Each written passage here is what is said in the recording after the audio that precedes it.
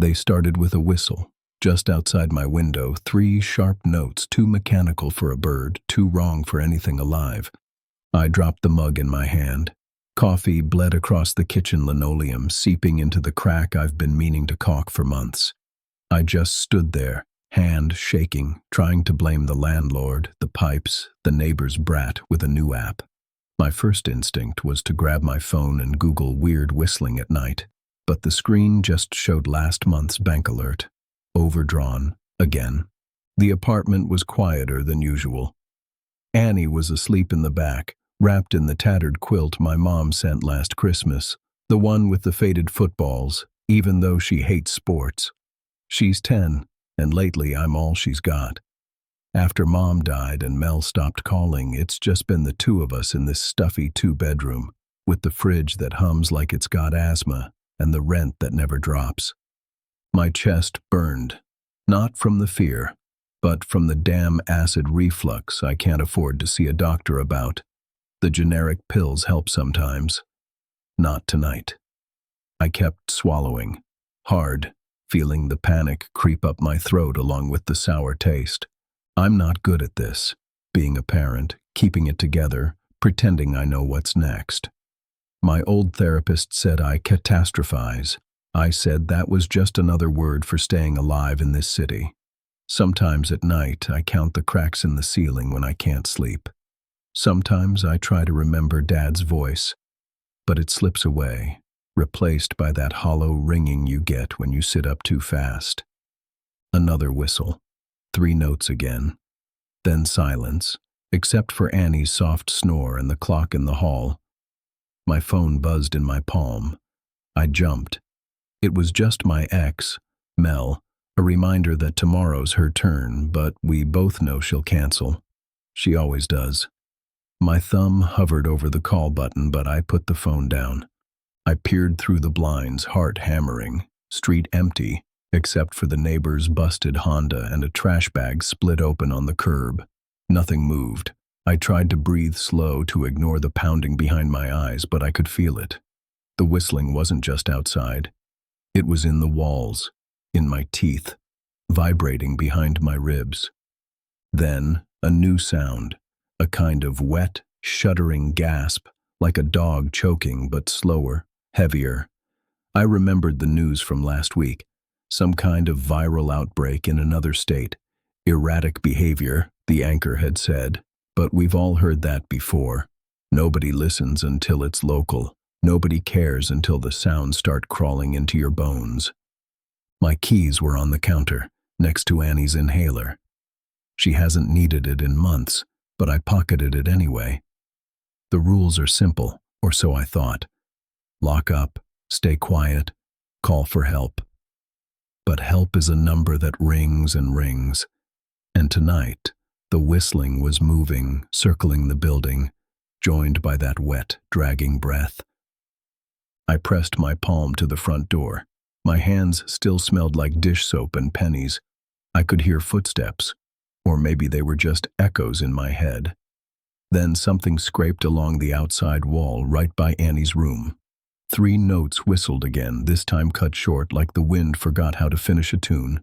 And then, all at once, the power died. The fridge stopped humming. My phone's screen winked out. Annie coughed in the dark, and outside something started tapping on the glass. I froze, hand hovering over the deadbolt. The tapping came again, sharper this time, 5 in a row, then a pause, then 5 more, like someone spelling something I should know how to read. My breath stuttered. Annie's cough echoed through the apartment, too loud in the new, unnatural silence. I crept down the hallway, socks sliding on cold wood. I could still feel the stickiness from the spilled coffee under my feet. The flashlight app on my phone wouldn't start. Just a faint flicker, battery almost drained. Figures.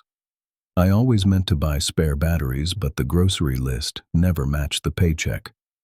At Annie's door, I pressed my ear against the thin panel. Her breathing was fast, wheezing, panicky. I whispered her name, barely moving my lips. No answer. I cracked the door.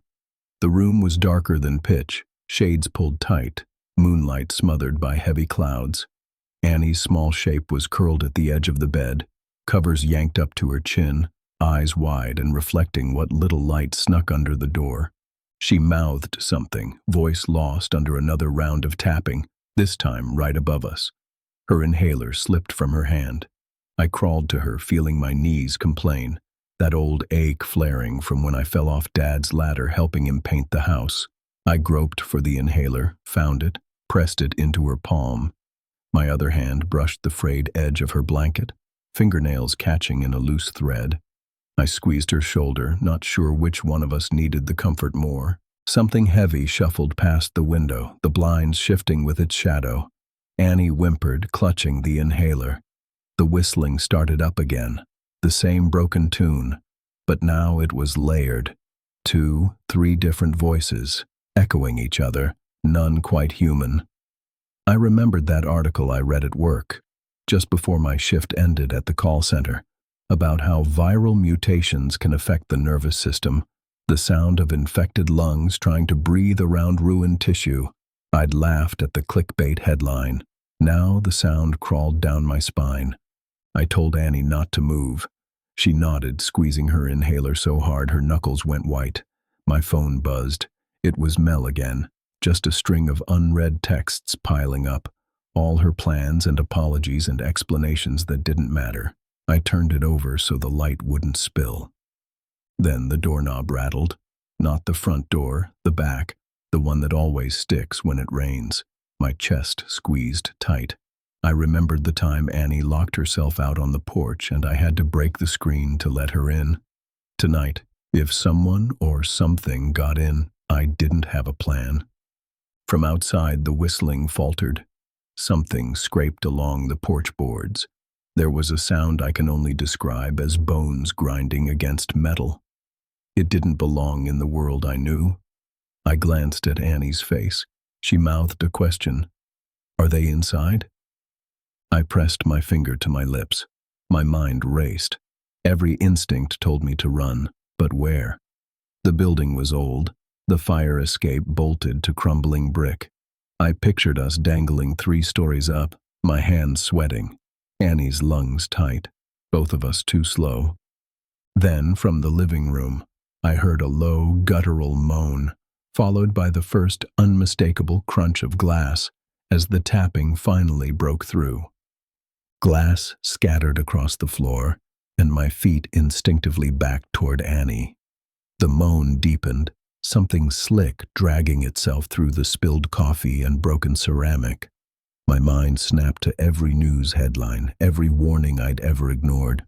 I could hear my own pulse over the thing's shuddering breaths. I fumbled for anything, my old baseball bat propped by the coat rack, slick with dust. The last time I'd touched it was trying to impress Annie at the park, and she'd laughed, said I swung like a grandpa. Now, I tightened my grip until my hands ached, wishing for even half that old confidence. The hallway reeked of burnt plastic and iron, the kind of metallic tang that coats your mouth and sticks in your throat. There was movement in the darkness, slow and heavy. The thing sounded wrong, its joints clicking, a chorus of wet, mechanical whistles leaking from its ruined throat. I saw a silhouette stumble against the kitchen counter. For a split second, I thought it was a neighbor, someone drunk, maybe, or sick. But then it twisted, moving in jerks, and the whistling rose to a fever pitch. Annie whimpered, her breath rasping. She squeezed the inhaler and pressed her face into my side. I crouched lower, heart hammering against my ribs, every nerve screaming to bolt, but my body refused to leave her. I tried to remember the rules. Noise attracts them, movement confuses them. Don't let them touch you. The figure lurched closer, head cocked at an impossible angle, face torn and glassy. Its mouth opened and closed in a mechanical pattern, 3 notes, over and over, each whistle perfectly matched by the others outside. My vision blurred. The sound burrowed into my ears, made my teeth ache, and I realized with a jolt that it wasn't just noise, It was a signal, a kind of call and response. And now there were more shapes at the window. Fingers scratched at the glass, leaving smears that looked black in the faint streetlight. I had one shot. I scooped Annie into my arms and darted for the fire escape, wrenching the window open as quietly as I could. The old frame protested, stuck just enough to make my heart stall. Annie's weight in my arms reminded me how small she still was, how fragile. I could hear her wheezing, every breath a countdown. Behind us, the whistling swelled. Hands thudded against the walls, each hit making the whole building shudder. I shoved Annie through the window first, then swung one leg over, feeling the cold, rusted metal bite into my skin. The fire escape rattled, bolts straining. For one terrible moment, I pictured us falling, snapped bones, Annie's inhaler tumbling away. But we held. We scrambled down as fast as we could, ignoring the burning in my thighs and the pain in my knee. When we hit the alley, I glanced back. In the apartment window, I saw the thing. Its face pressed against the glass, mouth working out that three-note whistle, searching, repeating, as if learning. I carried Annie down the block, every shadow and siren a new threat. I kept the inhaler clutched in my pocket and the bat raised high. We didn't look back again. If you hear the whistling, lock your doors. If you hear more than one, run. And if you made it this far, hit that subscribe button for more true nightmare stories. I promise, you'll never hear sounds the same way again.